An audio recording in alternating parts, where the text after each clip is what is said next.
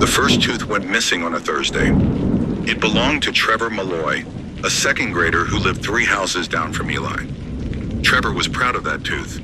He'd wiggled it for weeks, showed it off to anyone who'd listen, and finally tucked it under his pillow in the hopes that the tooth fairy would leave him a shiny coin.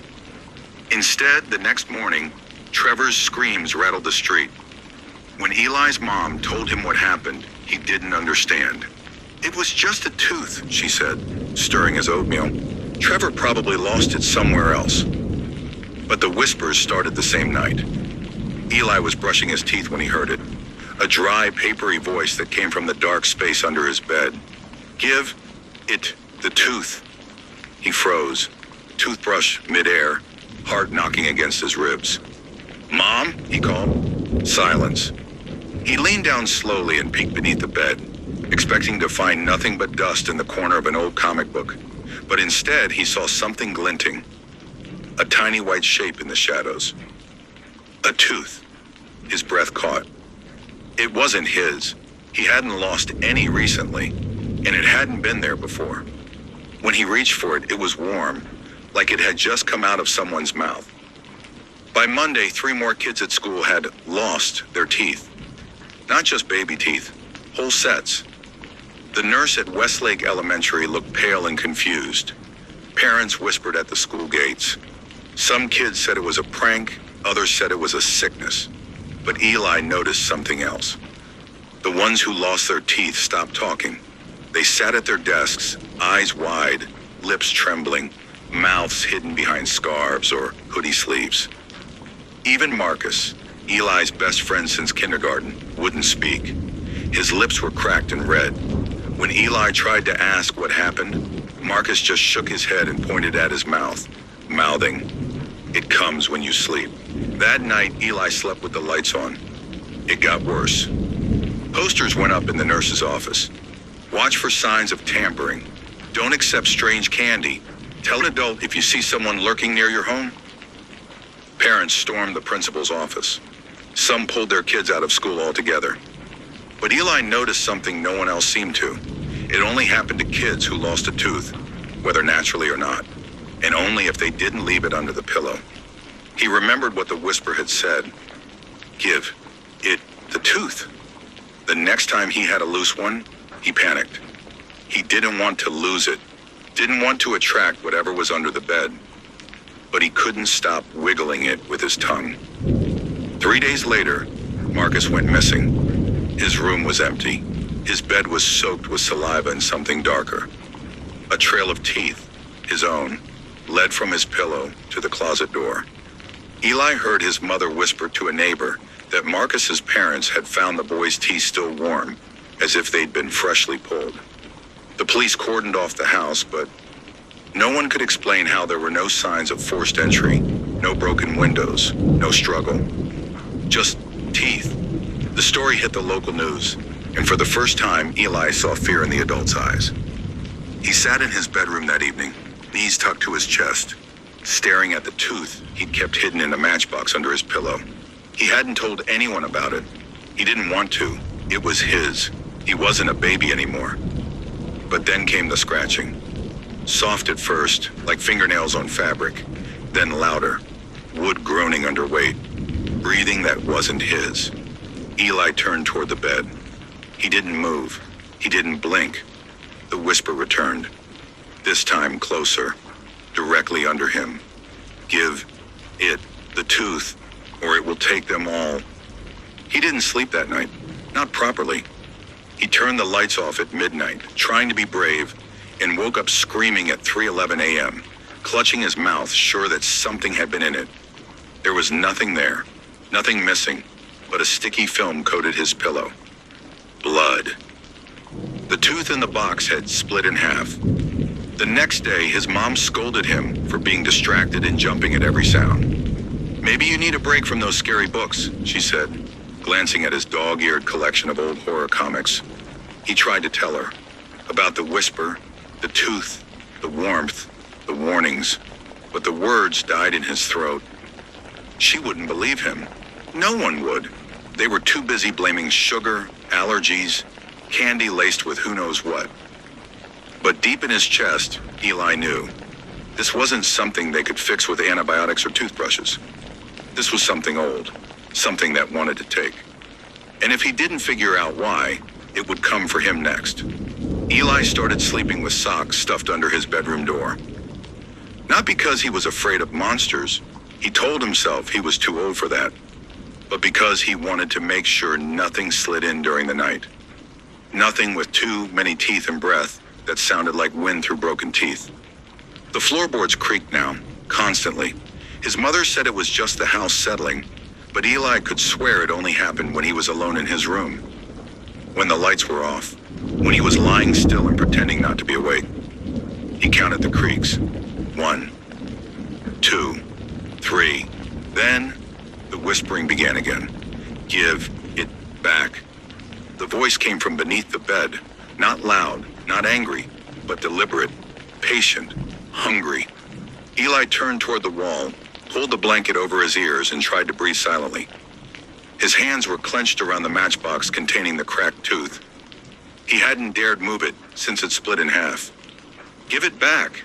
The voice never said what it was, but he already knew. At school, things were worse. 2 more kids didn't show up. 1 girl fainted during recess, her mouth bleeding through gauze. The school counselor came into their classroom with gentle words and fake smiles, offering quiet conversations and warm tea. But her eyes twitched toward their mouths too often. She flinched when Eli spoke. Rumors spread like fire. Someone's pulling them out with pliers. My cousin says it's a demon.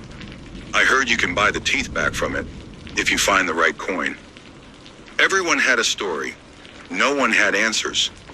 Eli sat with his lunch untouched, eyes fixed on the spot beneath the table where shadows gathered unnaturally thick. Something moved beneath the cafeteria benches, something small and white like pebbles rolling in a sack. That night, he decided to look for answers. The attic was full of his grandfather's junk, old crates, taxidermy that stank of fur and dust, a broken rocking horse with teeth marks in its mane. He stepped over boxes labeled Christmas and Eli's baby clothes, looking for anything strange, something that might explain what was happening. His flashlight flickered once, then steadied, and landed on a battered old book jammed between 2 moldy board games. Its cracked spine read, Folk Horrors of Westlake County. He opened it with shaking fingers. The pages were brittle and yellowed, handwritten in faded black ink. It didn't read like a normal book. There were no chapters, just entries, accounts of unnatural things, sketches of twisted figures, and old town myths whispered for generations. One page stood out. It was titled, The Collector of Teeth, Feeder of Silence, Dweller in Shadow, Summoned by Selfishness. Eli read, breath-catching. When the gift is not given, the collector comes. Not for the first, but for them all. It crawls where children sleep. It leaves no wound, only absence. It trades whispers for roots. It takes the liar, the thief, the hoarder. And the tooth left unoffered is the invitation. Beneath the text, a sketch. A long-limbed, faceless figure crouched beside a bed, holding what looked like a child's tooth between its claws. A second drawing showed a room filled with mouths, dozens of them, floating in the dark. The collector was not a myth, not a bedtime story. It was real, and Eli had invited it in. The next night, he tried to give the tooth back. He placed the cracked piece under his pillow and waited. Nothing happened. No coin, no whisper, only the pressure of eyes from beneath the floor. Then, 2:47 a.m., a sound, like a wet footstep. The matchbox under the pillow crunched suddenly, like a jaw snapping shut. Eli leapt out of bed. He threw the pillow, the sheets, the matchbox into the floor. The tooth was gone, but in its place, something was growing. A long white thread, hair thin, smooth like enamel. It extended from the open matchbox like a root. It twitched when he touched it. It pulled back like a worm. He screamed. His mother burst in, groggy and annoyed. "What's going on in here?" Eli pointed to the floor, but the root was gone. The matchbox was empty. His mother stared at him. "You've been acting strange for days, Eli. Are you okay? Are you scared of losing a tooth?" He nodded, numb. She knelt beside him, tried to hug him. He flinched. She didn't see it. She couldn't. The collector didn't come for grown-ups. Just the ones who kept what should have been given. The next day, Eli stayed after school. He needed to know more. He found Mrs. Adler, the librarian, shelving books at the back of the library. "Do you know about old legends? Like the Tooth Fairy?" Mrs. Adler blinked behind thick glasses. "Tooth Fairy? That's an odd request, but I suppose I know a few things." She led him to a back shelf, dusty and untouched, and pulled down a weathered children's book, The Kind Ones and the Keepers. Eli flipped through it. Inside were strange stories of little creatures that crept into rooms to take fallen teeth. Not for money, but to keep the balance. Because teeth, the book said, carried memories, secrets. And if a child kept them, those memories could fester. "That's why the tooth takers come," Mrs. Adler whispered, "to take the burden before it rots inside them." Eli froze. "Wait, what happens if they don't come?" Her face changed. "They don't like being refused." She turned to walk away. Eli stared at the page, at a single line scrawled in careful ink. "If a child denies the offering, the collector rises. It does not knock. It does not ask. It simply takes." That night, Eli made a decision. He couldn't undo what he did, but he could warn others. He made flyers, drew pictures, scribbled words in red marker. "Don't keep your teeth. Give them to the fairy or he will come. He's real." He left them in lockers, library books, taped them inside bathroom stalls. But kids laughed, called him crazy. The next day, Jordan Pike, one of the boys who mocked Eli, was found unconscious in the school's janitor closet. His mouth was empty. That night, Eli didn't sleep. He sat on his bed, flashlight pointed under it. In one hand, a hammer. In the other, an empty pillowcase. Just in case. At 3:02 a.m., something moved in the shadows. Not a whisper, a click. Like two rows of teeth snapping together. Then a voice. Closer than ever before. "You owe me, Eli." Something stretched out from under the bed. Long, waxy, like a child's arm, but with too many knuckles, and teeth where there should have been fingernails. Eli didn't scream. He wanted to. Every part of him begged to let it out. But something told him, deep, instinctive, primal, that noise would make it worse. So he stayed still. The hand, or what looked like a hand, remained halfway out from under his bed, twitching slightly, as if tasting the air. It didn't move like something living. It jerked in sudden, sharp tugs, as though someone were pulling strings attached to stiff limbs. The teeth lining its knuckles chattered. And then the voice again. But it wasn't a whisper this time. It was behind his ear. "You kept it." Eli swung the hammer. The metal hit nothing. The hand vanished with a snap like a breaking jaw, and the air under the bed shimmered, thick as heat waves.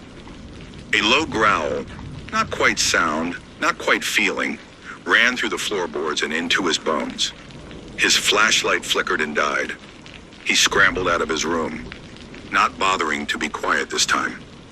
His mother found him at 5 a.m., curled up in the hallway outside his bedroom, the hammer still in his hand. "Eli, baby, what happened?" she asked softly.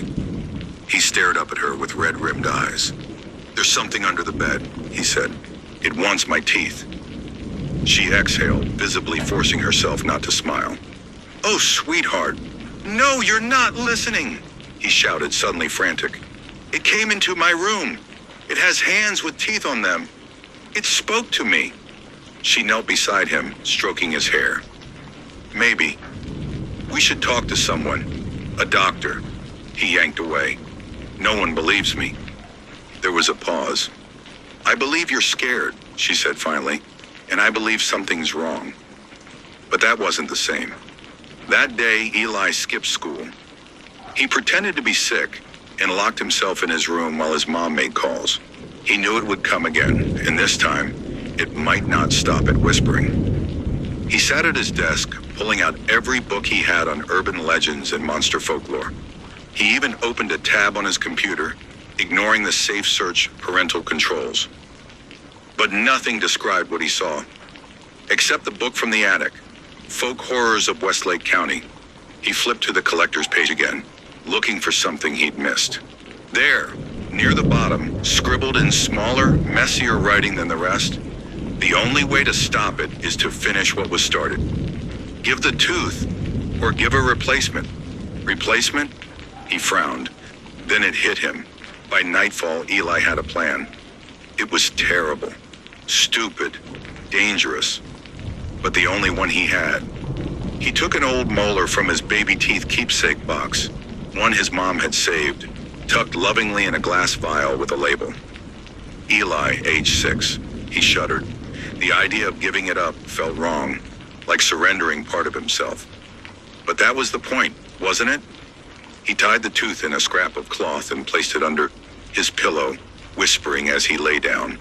"I'm sorry. Take this. Take what's owed." Then he waited. 2:43. A scraping began at the window, though it was closed. The curtains fluttered from a breeze that shouldn't have been there. His bed sheets grew cold and stiff, as if coated in frost. Then silence. The pillow moved. Eli held his breath. He felt it.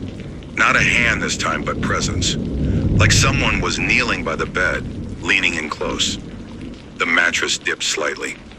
Then crunch. A weight lifted from his chest. When he dared to peek, the pillow was untouched. The replacement tooth was gone. The next morning, for the first time in weeks, no new kids were missing. No one was bleeding. No whispers in the halls. Even Marcus's parents left their porch light off. It was quiet. Eli wanted to believe it was over. He really did. Until he went to brush his teeth that night and felt something sharp along his gums. A second tooth had come loose. But this one hadn't wobbled before. He touched it carefully. It came free with almost no pain. And then he saw it. Not the tooth, but the hole. Inside his gum, where the tooth had been, something twitched. Something pale and slick. Something that looked like it wanted to push out. He gagged, nearly dropped the tooth into the sink, and spat out blood. What the hell was happening? The next day, he skipped school again and returned to the attic. He tore through boxes, frantic, tossing aside broken toys and baby clothes, until he found another old folder.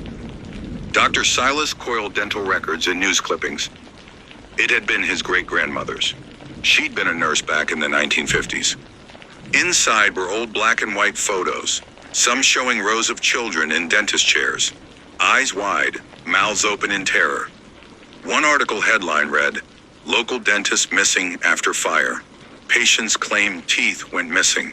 Days before, another one, "Rumors surround Silas Coyle's unlicensed experiments." Then a photo. A man in a white coat, smile too wide, with a row of shiny tools behind him. His eyes were dark, bottomless, smiling, but not human. Eli flipped it over. In pen, someone had scrawled, "The first collector. He took what didn't belong to him, and now he makes them give it back." It wasn't just about Eli's tooth. This was a pattern, a curse, passed down, reinforced by fear and secrecy. What if the collector wasn't a monster? Not in the traditional sense. What if he was justice? An ancient, broken thing trying to fix the imbalance? But then, why give Eli a second loose tooth? Was it testing him? That night, Eli placed the new tooth under his pillow. Not a replacement this time. The real one. He whispered again.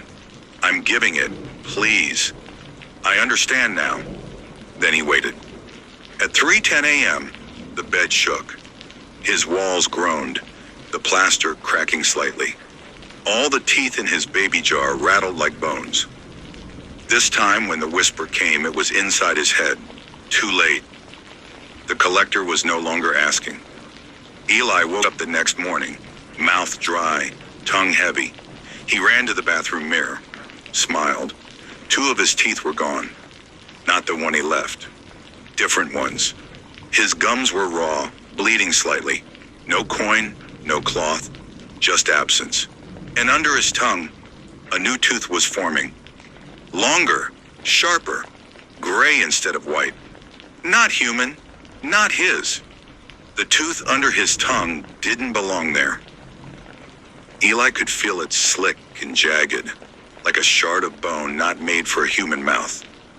When he pressed it with his finger, it twitched. He hadn't dreamed it. It wasn't just growing, it was moving. Feeding. He shoved his fist into his mouth and gagged until bile rose in his throat. He fell to the bathroom floor, gasping, teeth aching. It was happening to him. He was becoming part of it, a host, a collection. And if he didn't stop it soon, he wouldn't be Eli anymore. That afternoon, he returned to the attic. He needed to find out everything he could about Dr. Silas Coyle, the man whose name kept showing up in old articles.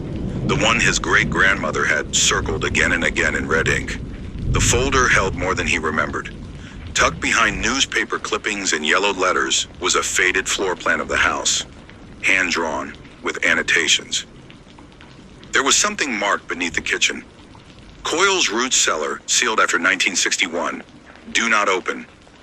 Beneath that, someone had scrawled in frantic letters, "This is where the hunger sleeps."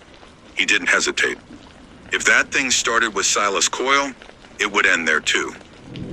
He waited until his mother left for her shift at the hospital. Then he took a flashlight, gloves, and a screwdriver. The kitchen floor was old hardwood, but in one spot just beneath the pantry, he found a faint seam. A trapdoor. He pried at it, heart pounding with every creak. The wood gave way with a reluctant pop, revealing a set of stairs descending into darkness. The air that rose from the cellar smelled like copper and old breath. He stepped down. The light barely reached 5 feet ahead, but it was enough. The walls were stone-packed earth and bone-dry mortar. The deeper he went, the more he saw. Shelves lined with jars. Dozens of them, all filled with teeth. They were arranged by size, by type. Some still had blood crusted on the roots. Eli's stomach turned. Then he found the chair. In the middle of the room sat a dentist chair, rusted, leather peeling, restraints still fastened at the arms. Beside it, a table of tools, pliers, hooks, mouth spreaders, and a journal. He picked it up, hands trembling. Oh, Journal of Dr. Silas Coyle. Excerpts, Feb. 14, 1957. They call me cruel. They don't understand. Teeth carry truth, memory. If we don't pull the rod, it infects the mind. March 3rd, 1957. I took one from her while she slept. Just a test. She didn't wake. But the next morning, she spoke lies no more. April 21st, 1958. The hunger is not mine alone. Something ancient answers when I call. It wants what I take. It feeds. And now, it whispers. July 9th, 1959. They sealed the room, said it was madness. But the thing, it moved to the walls. It lives in root space now. It grows. The entry stopped there. Eli closed the book, blood draining from his face. Root space. The collector wasn't just a creature. It was the house, the foundation, the floorboards. It was in the wood, the earth awakened by generations of stolen teeth and sealed shame. And it was growing again. Because of him. Because he'd kept what should have been given. A sudden knock echoed behind him. Not on a door. From within the wall, he spun, flashlight beam shaking. Knock, knock. Then a whisper, right at his ear. Why do you come here with such full mouth? The flashlight flickered. Something stepped from the darkness behind the dentist's chair. It wasn't tall, barely 5 feet. It wore a rotting lab coat, soaked in old stains, and its face was hidden behind a mask made of overlapping molars.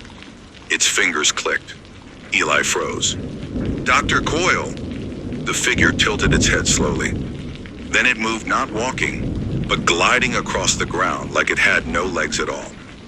You brought me truth, the thing said, voice layered, as though several mouths were speaking at once.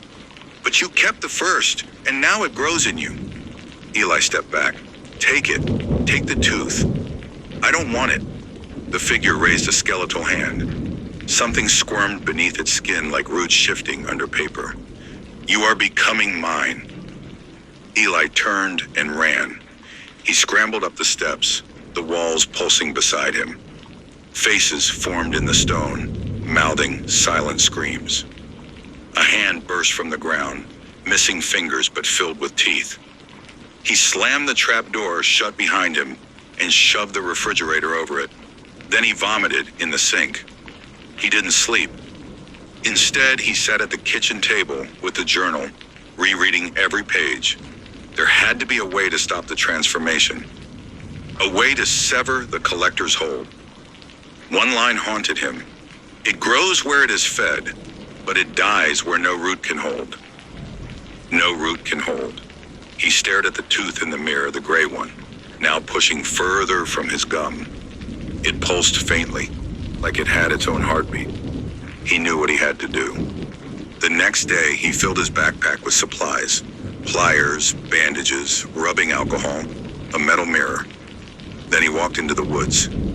He walked until the trees blocked out the sun, until the ground was cold and loose beneath his shoes, until no one could hear him scream.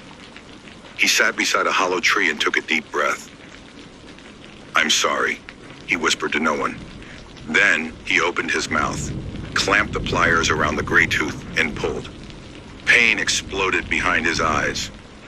It wasn't normal pain, it was wrong, like ripping out a wire connected to something alive. His entire head rang with screams that weren't his. But the tooth came out, longer than it should have been. The root was barbed, black. It writhed for a moment in his palm, then curled like a dying spider.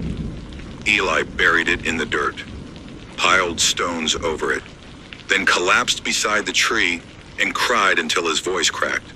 That night, his bedroom was still. No creaking, no whispers. The floor didn't breathe. He slept for the first time in weeks. But the next morning, the baby teeth jar on his shelf, the one his mom kept for memories, was empty. And in its place, a note, scrawled in jagged letters across yellowing paper. You broke the root, but the collection is never complete. We will begin again. Tell the next child to give their gift, or you will feed us with your silence. Eli didn't speak for a week. Not at school, not to his mother, not even to himself. The note had broken something inside him. The jar of missing teeth, the one that held his childhood, his past, the pieces of himself was gone, replaced by that single, scrawled message. We will begin again. That was the truth of it, wasn't it? You could dig up the roots, tear out the infection, but rot always found a way back in. Someone would always forget. Someone would always keep what they should have let go. The collector wasn't just after teeth. It was after reminders of silence, guilt, secrets, of all the things children carried but couldn't understand. And now, Eli was carrying more than anyone. One night, his mother sat across from him at the kitchen table. The TV flickered silently in the other room, and the hum of the refrigerator filled the pause between their breathing. She finally spoke. You're not the same anymore. He said nothing. I know something happened, she continued, voice trembling. Something bad, and I'm scared you think you have to handle it alone. Eli stared at the table. Then slowly, painfully, he raised his eyes to hers, and he opened his mouth. Just slightly. She gasped. The gray tooth was back. I pulled it out, he whispered. I buried it. She covered her mouth. But it wasn't over. He knew now. Pulling it out was a delay, not a cure. The collector had never wanted just his teeth. It wanted continuity, a cycle, an heir. And Eli had taken too long to offer what was owed. That night, the dreams returned. He stood in a corridor made of bone and enamel, the walls soft and pulsing. Teeth jutted from the ceiling like stalagmites. The air buzzed with chewing sounds, thousands of tiny, unseen mouths grinding in rhythm. At the end of the corridor stood the collector. Its body was smaller than before, not emaciated, youthful. It turned, and it had his face. Eli woke, choking on blood. The pillow was soaked. He spat a molar into his hand. Not a baby tooth, a permanent one. The collector was speeding up the process now. He ran to the attic one last time, dragging out the folk horrors book, flipping to the final page, the one with the faded warning, "There is no ending, only obedience or inheritance." There it was. That was the choice. He didn't tell his mother goodbye. Instead, he packed a bag and returned to the woods, where the air still carried the sour stench of the buried gray tooth. He carried nothing but the jar of teeth, the one that had disappeared and returned 3 nights ago, sitting silently on his bed. It was no longer empty. Now it was full. Too full. Not just with his teeth, but others. Some were yellowed, too large to be his. Some still had gum tissue. Some had little carvings on them, tiny sigils etched by hands that trembled. The collection was ready, and so was he. At the old hollow tree, he dug and dug until his nails split and his fingers bled. Then he placed the jar into the earth and whispered the only words he could remember from the collector's voice. "The mouth opens, the gift is given. I have no more to hide." The air grew cold. The roots shivered. The earth inhaled. He doesn't remember what happened after that. Only the darkness. The feel of soil wrapping around his body like a blanket. And the whisper, "You have learned silence. Now teach them." 3 months later, Westlake Elementary welcomed a new transfer student. He was quiet, polite, liked to sit alone at lunch. Didn't smile much. But the other kids liked him. There was something calming about him, like he understood things they didn't know how to say. His name was Eli. Only, not the one people remembered. This Eli had perfect teeth. Too perfect. Like they'd never belonged to him. When asked about his family, he simply said, "I don't remember much. I lived in the woods for a while, but I'm here now." And every time a child lost a tooth, he'd smile softly and say, "Don't forget to give it away." And if they didn't, that night they'd hear a creak beneath their bed, a whisper behind their ear. And the next morning, their pillow would be clean, but their mouth would feel hollow. The collector doesn't knock. He inherits. And Eli? He was the first child to choose silence, the perfect host, the perfect reminder.